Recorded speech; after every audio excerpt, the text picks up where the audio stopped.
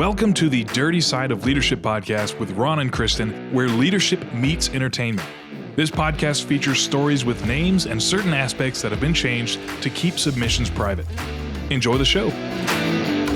Welcome to the Dirty Side of Leadership podcast. In today's episode, we are talking about yet another controversial topic that few will touch, and that is, are women better leaders than men in the workplace, or are men better leaders? We're going to dive into research that Ron and I have both done on the topic. We will cover Facebook group feedback. We, of course, asked for feedback from our listeners, and we got exactly what we asked for, quite a bit of feedback on both ends of the spectrum and some in the middle. And then we're also going to talk about some amazing little golden nuggets that we found out there, Ron, about what women were up against in the 50s. Basically, a guide to hiring a woman. And wow, cringy to read through those. But Ron, I know we talked about this beforehand. I'm going to just briefly, I want to talk about what women are up against and just some different complexities that are out there. Do you want to say anything before I dive in? Yes, I do. Kristin, proceed. All right, there you go. Love it. Thank you so much for that. Appreciate it. All right. I didn't want to just, keep going and people are like, where's Ron? I'm like, I promise he's right here with me. Okay, so women, there are certain expectations of women, and this is interesting here. Women in leadership positions often navigate complex societal expectations. So they might feel pressure to demonstrate their authority, to counter stereotypes of being too soft or too emotional. And sometimes this can be misrepresented as being on a power trip. And it's funny, I've definitely seen that play out. And, I do this in my personal life a lot. I like to understand what is driving someone to act a certain way. And so I think it's important that we also look into that in the workplace. So when we have a female boss, and I've had one that seemed like a power tripper, it's often because they're trying to make up for the way society feels they should or shouldn't be. So there's complexities to it. I mean, just think of Margaret Thatcher. She was a really tough leader, and they called her the Iron Lady. And I don't believe that was a compliment from many, right?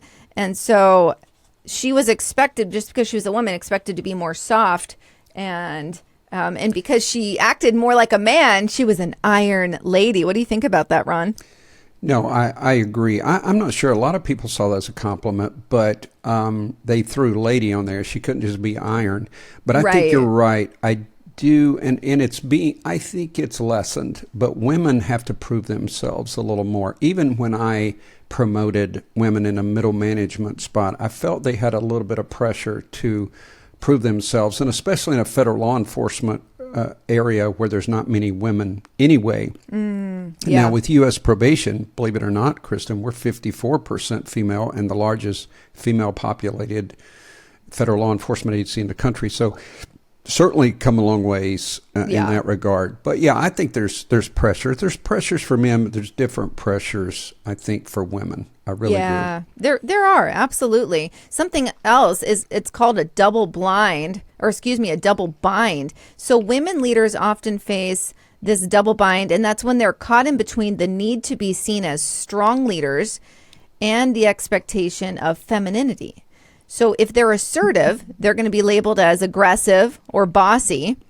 And if they're more of a collaborative leader or empathetic, they might be viewed as weak or ineffective. Yeah. So this is a delicate balance, and it might lead to behaviors that some employees will interpret differently than they would if it was displayed by male bosses. I think this is a lot like, what we just talked about, but the double bind, Ron. Kristin, the word bossy is almost never used toward men. I read an article about that. Yeah. That is a degrading term that, if a woman's being assertive, they're called bossy. If a man's being assertive, they're called assertive. Right. And, it's so true. I think that's unique. Yeah, it really is. That's a good point. Because as you were saying that, I'm like, I've never referred to a male as bossy. Right. So it's definitely a female thing. So women have been breaking through barriers, and this is another complexity that women face. Many women have faced significant barriers and bias throughout their careers, and some might have developed a defense or an assertive leadership style in response to these challenges. And that doesn't excuse unprofessional behavior, but understanding, like I said earlier, understanding where it's coming from can provide quite a bit of insight. Kristin, I have to plug, we did an episode called Why Are You the Way You Are? And it delves into that, and it shows how our childhood, our friendships, our culture, all these things come into play. Now, if people want to reprogram, they choose to go a different direction, they can, but it takes time and hard work. And many times we revert back to those childhood habits, those childhood trauma, and things like that. So, I do think we're going to see that it's really based more on individuals. The same thing we talked about when we, addressed Gen Z and the different generations. It's a lot about the individual. Right. But it is important to look, because there's obvious differences between males and females, and it's very important to have an understanding of that, whether you are female, whether you work for a female, whether you work for a male, whether you are a male. These are things that if you're going to be a great leader, you do have to understand if there's some uniquenesses. And most of that, again, comes from getting to know the individual. Right. Absolutely. Absolutely. So there's also a factor of cultural norms. So depending on the cultural or regional context, expressions of authority and leadership can differ. So in some cultures, assertiveness is prized and expected, while in others, a more collaborative approach is norm. And I've definitely seen women that are members of the BIPOC community. I know this is a big thing where, in some cultures, they're considered to be the norm, right? Like, okay, so here's an experience. I was on the diversity team for a long time, and a topic that would be brought up regularly was, just because I'm Black, I'm perceived as overly aggressive and as negative, just with the way of communication, and that is something that they are facing as a collective, and it's something a topic that was being brought up regularly. So when we talk about culture norms, that is absolutely a factor, but it can also even be how just a household, doesn't even matter what color you are, as a household, how your family communicates with each other.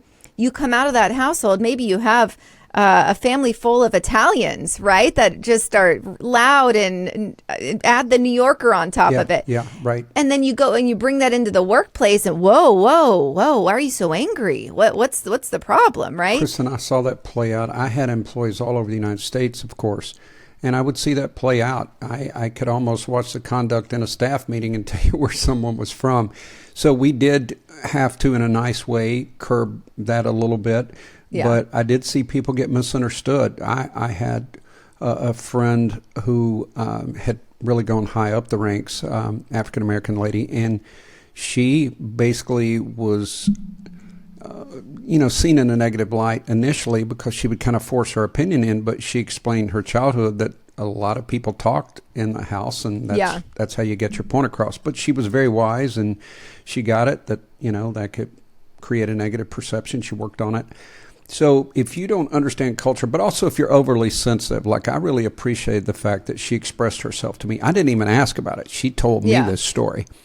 And people who are willing to do some introspection, the information's out there, the things that you need are out there. You just got to be willing to grow. And I love to say this. I wasn't the same leader that I walked in 2009 than when I left in 2020.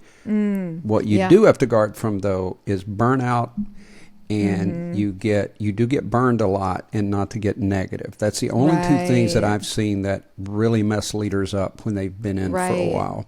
Right, absolutely, yes. Kristin, I want to get into this fun stuff so bad, but go ahead. Yeah. All right. We can dive in. Let me see how many more I have. Yeah, we can break into that. Ron, I was going to say, I'm married to a New Yorker, and this is a legitimate thing that has happened in our household. We lived in New York for a little while, and now we're in the Pacific Northwest. But he will say something to the kids, and we all know he's joking. It sounds very aggressive and almost like mean in a sense. We all know it's a joke and he's making a fun, right? But I'm like, oh my gosh, if you said that in a grocery store or something, people would think that you were serious.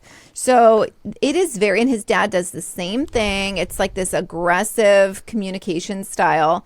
And if you don't know where they're from, like, it comes off as, wow, what an a-hole. But it's like, oh, no, he's just a New Yorker. Kristin, I get that. Kristin, when I started traveling home from Charleston, South Carolina, over to the coalfields of Virginia, I get to about Bristol, Tennessee. And a lot of people have heard of that from the Bristol race. I can go into, let's say, a convenience store. I pump gas. I go in and get something.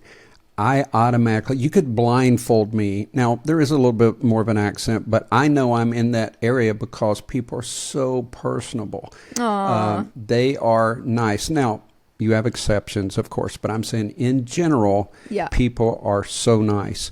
So I went to this little wing bar the other night. I'm sitting at the bar, and there's a guy beside of me. Number one, I started detecting his accent, but I asked him a question.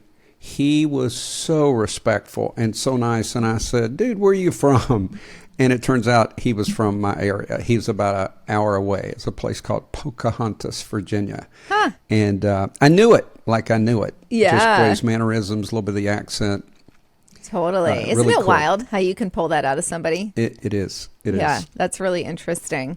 All right. Well, let me read a few more. Ron's itching to get into what women were, the hiring guidelines of the 1950s. I'm just like a little kid. No, it's just funny. Go ahead. It is great. Let me do a few more. We'll dive into that. So there's also the variability out there. So there's a significant variability in leadership styles among men, and the same is true with women.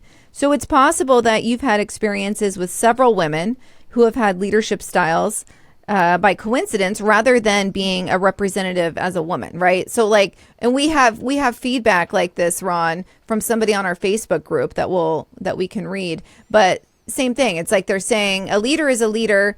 You can have good leaders, bad leaders, and it doesn't necessarily matter if they're a male or a female. I don't 100% agree with that. I do believe that we're wired a certain way as male or female, and so that does play into your leadership style.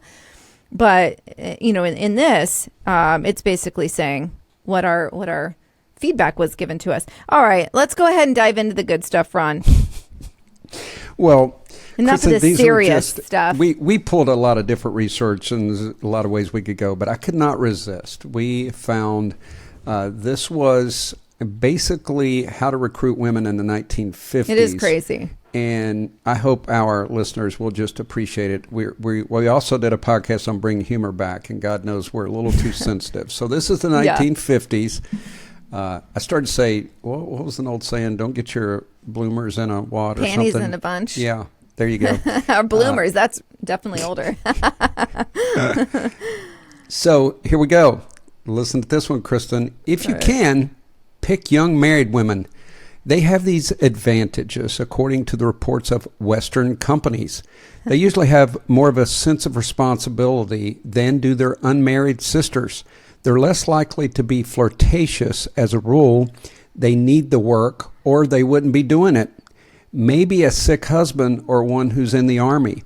They still have the pep and interest to work hard and to deal with the public efficiently.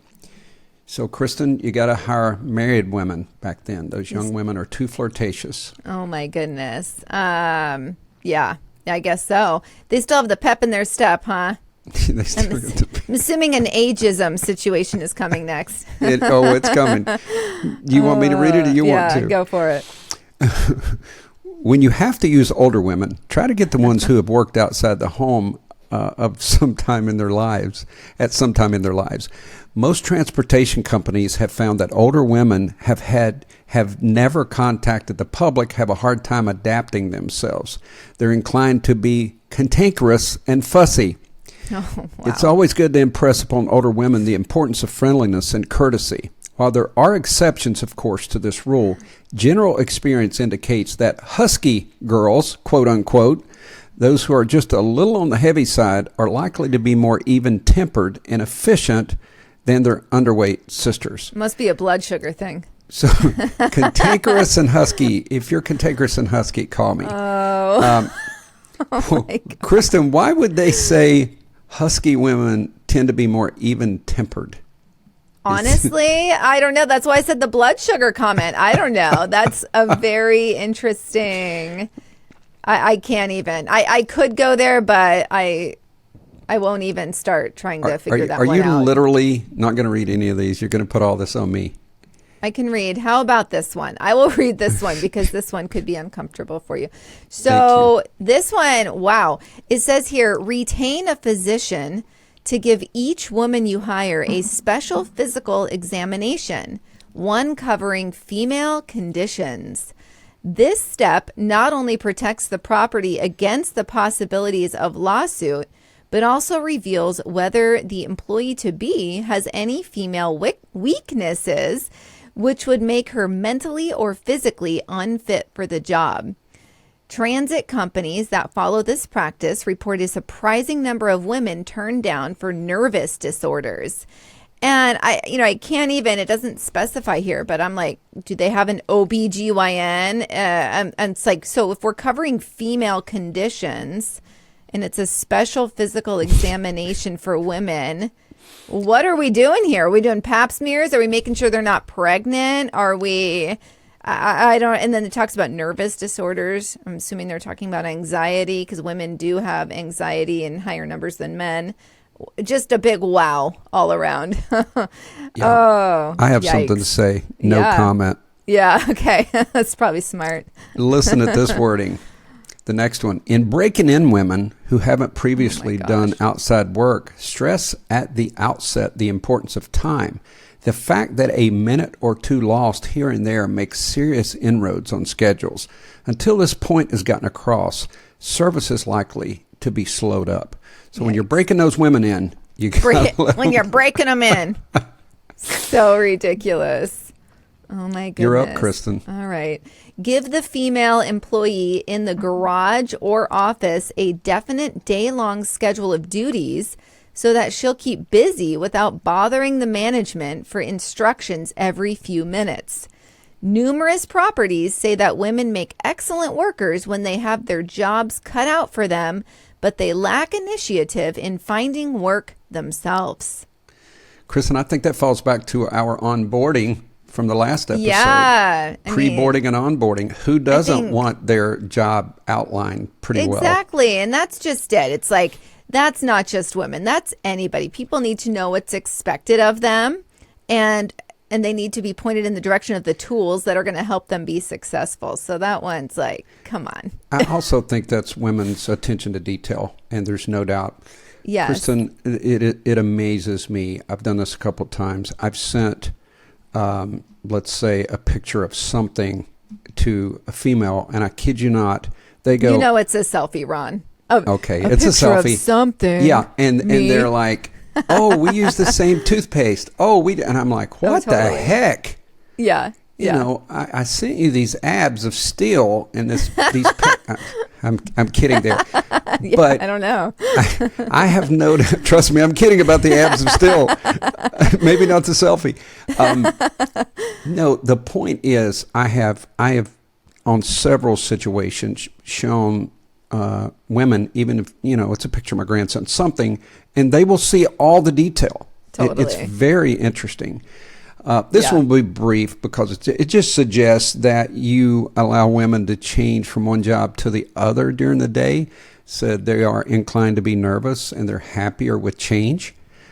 So you do this job for first in the morning and switch jobs in the afternoon, which I cannot imagine is not stress inducing, but whatever. Right. Yeah, exactly. I love this last one, Kristin. here. Number 8. No, that's not the last one. Oh, There's no. a couple more, but go ahead. Okay. So give every girl an adequate number of rest periods during the day. Companies that are already using large numbers of women stress the fact that you have to make some allowances for feminine psychology. A girl has more confidence and is consequently going to be more efficient if she can. And and it says here, be tactful in issuing instructions or making criticisms. Women are often sensitive. They can't shrug off harsh words the way men do. Never ridicule a woman. It breaks her spirit and cuts her efficiently. You know, we want to hear from our listeners, even if you disagree, but I did read a study that said if you give a female 8 compliments and one that is a little more disparaging, they will focus on the disparaging comment. What do you think about that, Kristin? No, I agree. I actually think this is accurate, that be tactful, that section of it is actually pretty accurate. And it's true, because if I am given feedback, I actually really like feedback, but when I am given feedback, I don't care about all the niceties. I'm going to really retain the negative, and I will work on it to get. Kristin, I'm going to tell you something. Now, I heard a study. I can't source this, but it said that testosterone levels have dropped 10% in men over the past 10 years. True. I will tell you that I supervised some very sensitive males, and I supervised women who were not as sensitive. So again, you know, we got to manage the individual. We know that. We're going to have some fun with this and look at some uniqueness. Right. But I would love to know if men during this time. Now, I'm not talking about they're stereotyping women or, you know, demeaning women, but I just wonder if men as a whole were just, because I know my dad and I know other people of a certain age group, they just went and got the job done. There was no drama. There was no anything. Right. So I would like to read some studies on how that has changed a lot. Yeah, because I definitely had males that I had to be very tactful. They got their feelings hurt. They really did. Yeah. All right. I've had a few of those too. Yeah. The next one's favorite. Be reasonably considerate about using strong language around women. Even though a girl's husband or father may swear ferociously, she'll grow to dislike a place of business where she hears too much of this. Now, if you listen to our podcast, I'm the one that has to tell Kristin not to swear. Yeah, so true. We may be the opposite roles you here. Should hear when we make a mistake, and I'm like, poor Steven. Yeah, our producer, I wanted to apologize to him. I'm nurturing, kind, and loving, and that's all I'm going to say. Do you want to take us home, Kristin? Let's take us home. All right. This one, of course you give this one to me. Get enough size variety in operator uniforms that each girl can have a proper fit. This point cannot be stressed enough. As a means of keeping women happy, according to Western Properties. So basically, let's make sure women have uniforms that fit them properly, that aren't too tight or aren't too baggy and hanging off of them. I'd say that's a pretty reasonable request there. I'd like to fit into my work clothes. There was a situation, it's many, many years ago, but it came out that a manager was intentionally fitting the women one size smaller for various reasons. Goodness gracious. Oh, yeah. Yeah, that's, there's going to be one POS in every industry. I have to say, there was something recently, I'm, coming out of a 20-year banking career, and I just read a local bank, I believe it was Wells Fargo, they had one of their employees who's been siphoning up to $1.2 million out of customers' accounts over the past year and a half.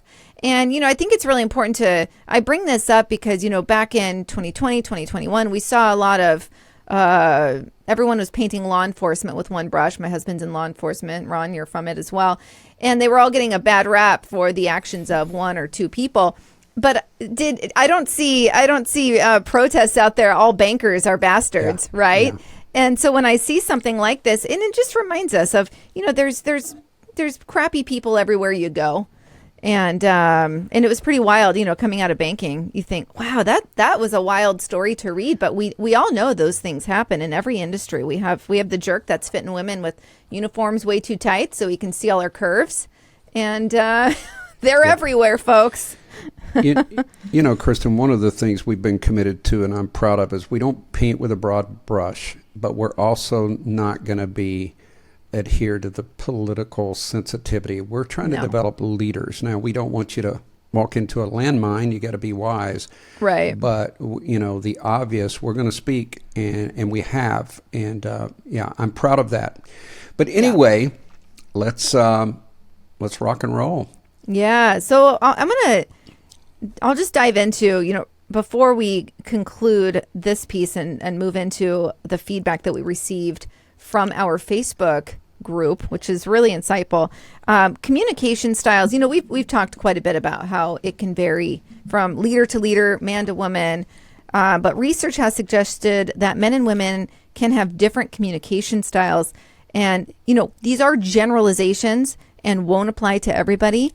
But women might prioritize relationship building and collaboration, which can be perceived differently from the more direct, task-oriented communication that you may get with a male leader. So really, in conclusion, it's crucial to approach this topic with an open mind and avoid broad generalizations, as Ron was just saying.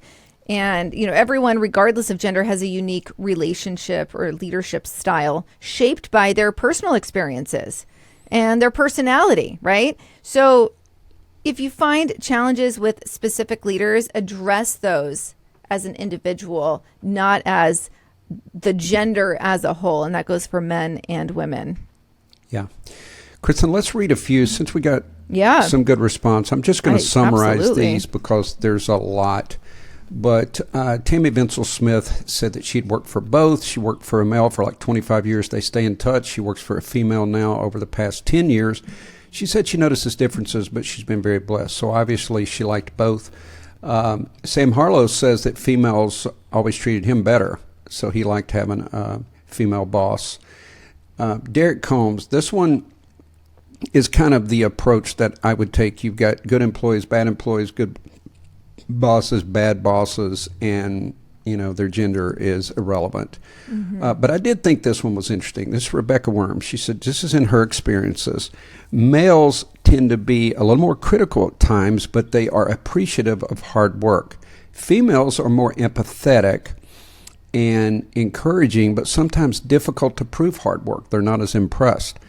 And the one negative she had on females is sometimes they develop friendships outside of work. I mean, they're work related, but they socialize outside of work, and it makes it more difficult to climb the ladder and create some drama. And I have to tell you, Kristin, in my years of management, I did look, there's always people that are going to socialize outside of work. I get that. But I did have some problems because I promoted a female, and one of her employees was her absolute best friend. They made, they didn't try to hide it.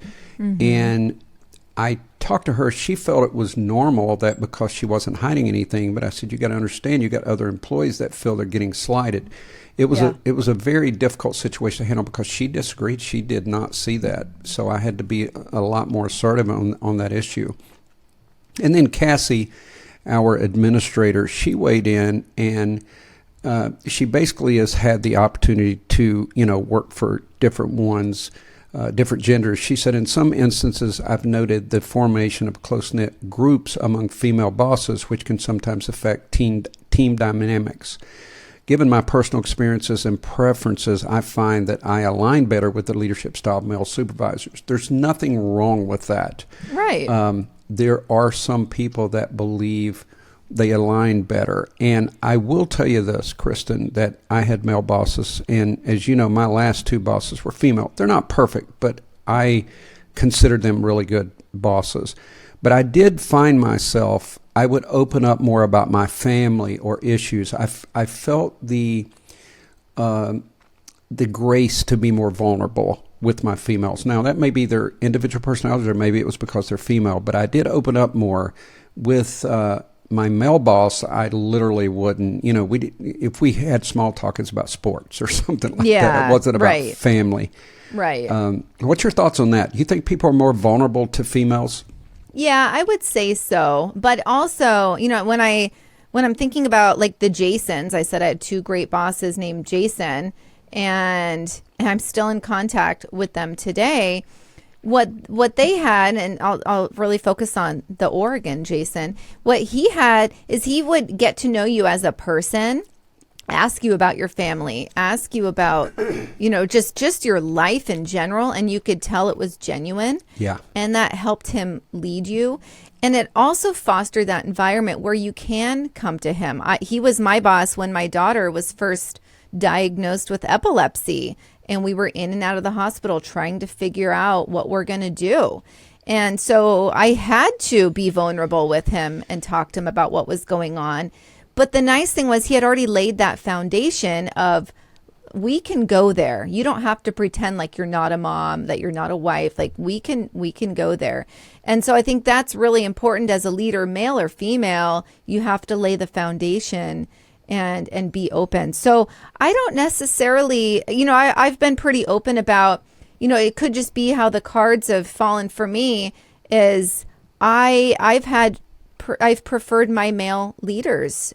But in that, I'm also very straightforward and I prefer very candid feedback. I don't want you to talk behind my back. If you have a problem with me, I need you to bring it to me directly. And for me, my experience has been where the male leaders seem to exhibit this more. But it's nor here nor there because it's just who I've worked with, right? Mm-hmm. And I think that's largely the experience. Well, that's why we try to look at, everyone has incidental situations, and that's why we try to look at the stats. And, we did read a stat. We started to put this in. We didn't hide it, but there was 10,000 people interviewed. The variables were so complex is the reason we decided not to go with it on the podcast. But women scored higher than men. They were at about, I don't remember, 62%. Or 58%. So in all those surveys, women came out higher than men. And I don't think you would have seen that years past. And I do think it kind of shows how far we've come. I just have one more that I think is worth reading because this kind of shows you how people vary on this topic. I'm not going to mention a name, but this person says female bosses are the worst, especially those who are insecure that when they're given a smidge of authority, they become the meanest people. So obviously this individual had a pretty bad experience with a female boss or two, it looks like. I do like my friend Tom said, gender has nothing to do with excellence, nor does race or educational background. That should be the theme of your discussion. And my response to him is, I'm sure that's where we're going to arrive. And I'm still sure of that. Again, important to note, uniqueness, but also individualism. We promote it all the time. Groupthink, group attitudes, broad strokes, that can ruin you as a leader, in my opinion. Absolutely. I agree. Insightful? Yep, it is. Yeah, I think so too. We've come a long way, ladies, for those ladies listening. And men have come a long way too, because we just think about just even reading through the guide to hiring women in the 50s. Men are nowhere near that model right now. So everyone has had to evolve. And I just think really in conclusion, it depends on the person. But I will say, if you're confident, you will be a great leader. You need to be confident in yourself because your insecurities will ruin you. Hey, Kristin, I wanted to throw in something. I found this humorous but interesting. And this is, we've been talking about how leaders are perceived, but how do they see themselves? And this is pretty good. It says, when leaders rated their own effectiveness, men tended to rate themselves higher than women.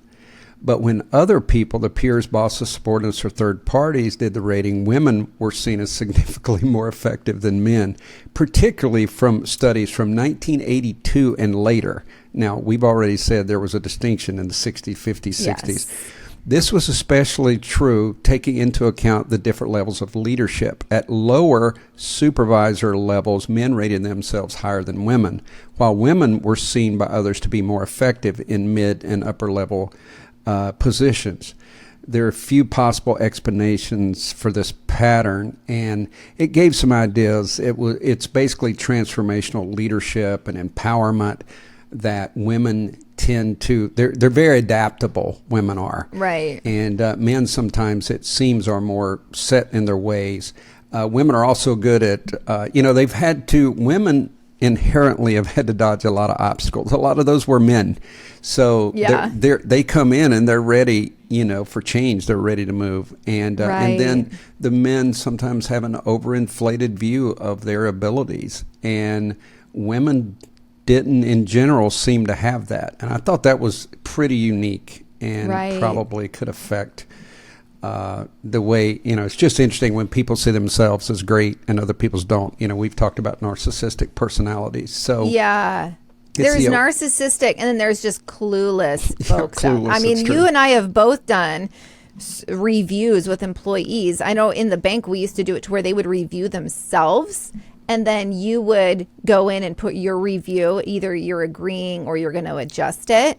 I've had some where I'm like, oh my gosh, they're not self-aware whatsoever. And yikes. So, Kristin, I have had really good experience, promoting women. My replacement is a woman. We still talk. I think she's... in some ways, I think she's a better leader than me because she's more organized, and that job takes a lot. As a matter of fact, I used to rely on her. I'd go, hey, what's on the calendar for tomorrow? And because she was so organized, or what's that policy? She would bring this big binder to every meeting. Now, it caused me to be a little more lazy because if she took leave, then I had to get my act together. Yeah. But she's very organized. But I think in conclusion, and I don't want this to be lackluster for people, because we strongly believe there is differences in men and women. But for you, if you're working for someone, you get to know that individual. Find out where the boundaries are. I love that you said, Jason said he was letting you know you could talk about anything to me. Within reason. And that's what an effective leader is. I had Dave Stevens, I've mentioned his name. He listens to the podcast. He was the same way. He wanted to know how you were doing at home. And it worked, but you may have leaders that don't want to go there, and you have to understand that. And for the most part, if you want to do well, you may have to honor that. So understand the boundaries of each individual. But if you are in management and you're listening to this, when you are hiring someone, you can't look at gender. Now, you may have some forces above you saying you have to hire, someone of a different gender or race or whatever. But I'm saying in general, you have to look at leadership qualities. Do not minimize someone because they're female. Do not minimize someone because they're male, because that will come back to bite you. Look for those leadership qualities that we always promote. And those qualities, are follow through, consistency, integrity, influence. A leader has to have influence. And if you look at someone, you're going to know if they're influencing people unless it's an outside hire. And that's where you got to do your homework and try to find out. But use those basic core principles of leadership and apply that. And then look at that skill set.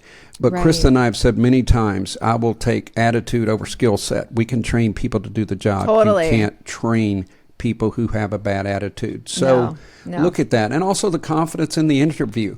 If they seem skimmish about supervising people, that could be a real problem. And it might indicate there's something else that's driving the train. So be careful of that. But Kristin, I'm really glad that we delved into this. I really appreciate our Facebook group. Their opinions, all opinions matter.